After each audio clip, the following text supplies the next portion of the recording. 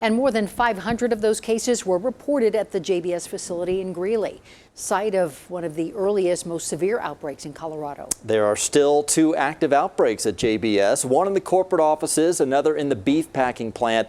But today, hundreds of JBS workers were able to get their first dose of the vaccine. And here is Denver 7 Chief Investigative Reporter Tony Kovaleski.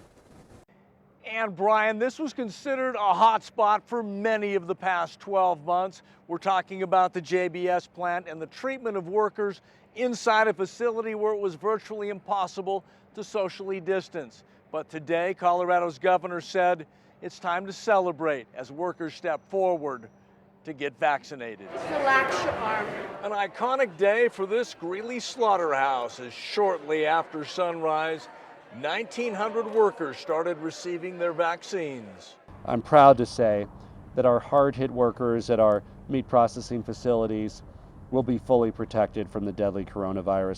During the past 12 months, failures to protect workers inside the JBS plant made national and international headlines. Questions about placing profits over safety were exposed in several Denver 7 investigations. I want them to know that those employees are in danger. They know how serious this is. There is no real excuse for not taking every precaution they can to keep their workers and their business safe. In the shadow of his prior criticisms, we asked Colorado's governor to reflect on the past 12 months. You're celebrating today, but could you give us an assessment of this past year, an overall report card on what this corporation did and maybe the lessons that were learned? There'll be plenty of time for analysis and recommendations about how to do better.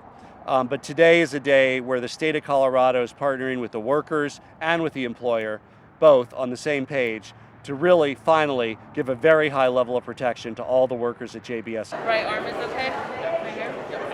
JBS also announced that the plant will be shut down on Saturday, allowing more workers to get the vaccine. And then you'll go head down that way, and they're going to have you in an observation area for that time, okay? Today, I wanted to focus on our members getting the vaccine because this is a big step in the healing process, I believe, and also to add that additional layer of safety for these employees. A second round of vaccines will be given on Saturday as the goal here to get as close to 100% of all JBS workers vaccinated as possible. In Greeley, I'm Chief Investigative Reporter Tony Kovaleski.